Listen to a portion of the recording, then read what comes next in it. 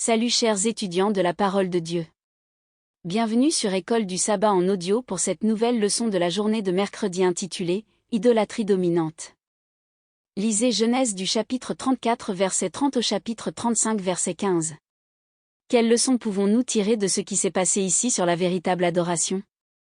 Lecture du livre de la Genèse du chapitre 34 verset 30 au chapitre 35 verset 15, il est écrit « Alors Jacob dit à Siméon et à Lévi, vous me troublez, en me rendant odieux aux habitants du pays, aux Cananéens et aux Phéréziens. Je n'ai qu'un petit nombre d'hommes, et ils se rassembleront contre moi, ils me frapperont, et je serai détruit, moi et ma maison. » Ils répondirent, traitera-t-on notre sœur comme une prostituée? Dieu dit à Jacob, lève-toi, monte à Béthel, et demeure là, tu dresseras un autel au Dieu qui t'apparut, lorsque tu fuyais Ésaü, ton frère. Jacob dit à sa maison et à tous ceux qui étaient avec lui, ôtez les dieux étrangers qui sont au milieu de vous, purifiez-vous, et changez de vêtements. Nous nous lèverons, et nous monterons à Béthel, là, je dresserai un autel au Dieu qui m'a exaucé dans le jour de ma détresse, et qui a été avec moi pendant le voyage que j'ai fait. Ils donnèrent à Jacob tous les dieux étrangers qui étaient entre leurs mains, et les anneaux qui étaient à leurs oreilles. Jacob les enfouit sous le térébinthe qui est près de Sichem. Ensuite ils partirent. La terreur de Dieu se répandit sur les villes qui les entouraient, et l'on ne poursuivit point les fils de Jacob. Jacob arriva, lui et tous ceux qui étaient avec lui, à Luz, qui est Béthel, dans le pays de Canaan. Il bâtit là un autel, et il appela ce lieu El-Béthel, car c'est là que Dieu s'était révélé à lui lorsqu'il fuyait son frère. Déborah, nourrice de Rebecca, mourut, et elle fut enterrée au-dessous de Béthel, sous le chêne auquel on a donné le nom de chêne des pleurs. Dieu apparut encore à Jacob, après son retour de Padan Aram, et il le bénit. Dieu lui dit, ton nom est Jacob, tu ne seras plus appelé Jacob, mais ton nom sera Israël. Et il lui donna le nom d'Israël. Dieu lui dit, je suis le Dieu Tout-Puissant. Sois fécond, et multiplie, une nation et une multitude de nations naîtront de toi, et des rois sortiront de tes reins. Je te donnerai le pays que j'ai donné à Abraham et à Isaac, et je donnerai ce pays à ta postérité après toi. Dieu s'éleva au-dessus de lui, dans le lieu où il lui avait parlé. Et Jacob dressa un monument dans le lieu où Dieu lui avait parlé, un monument de pierre, sur lequel il fit une libation et versa de l'huile. Jacob donna le nom de Béthel au lieu où Dieu lui avait parlé. Après l'écoute de la lecture de ce passage, quelles leçons pouvons-nous tirer de ce qui s'est passé ici sur la véritable adoration?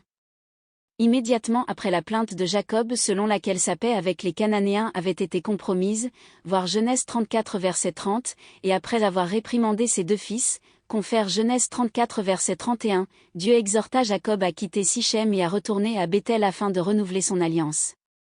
En effet, le Seigneur lui dit qu'une fois qu'il y arrivera, il devra construire un autel. Pendant ce temps, la première chose rapportée après le commandement de Dieu est le fait que Jacob dise à son peuple de se débarrasser des idoles cananéennes, qui avaient été prises dans le pillage de la ville de Sichem et des idoles domestiques qui avaient été dérobées par Rachel, confère Genèse 31 versets 19 et 32. Tout cela est aussi crucial pour l'idée de l'alliance avec Dieu. Ces idoles avaient été gardées, et, probablement adorées, malgré l'engagement de Jacob envers Dieu. Il ne suffisait pas seulement que Jacob quitte Sichem pour échapper à l'influence cananéenne. Jacob a dû se débarrasser des idoles du camp et du cœur de son peuple. Le processus de repentance implique plus de choses qu'un déplacement physique d'un endroit à un autre, ou un déplacement d'une église à une autre. Le plus important, c'est que nous cherchions par la grâce de Dieu à purger l'idolâtrie dans nos cœurs, quel que soit l'endroit où nous vivons, parce que nous pouvons nous faire des idoles avec toutes choses. Quand Jacob obéit à Dieu et procède selon le commandement de Dieu, Dieu intervient finalement et la terreur de Dieu, Genèse 35 verset 5, affecta toutes les villes autour d'eux, et ils n'osèrent pas attaquer Jacob.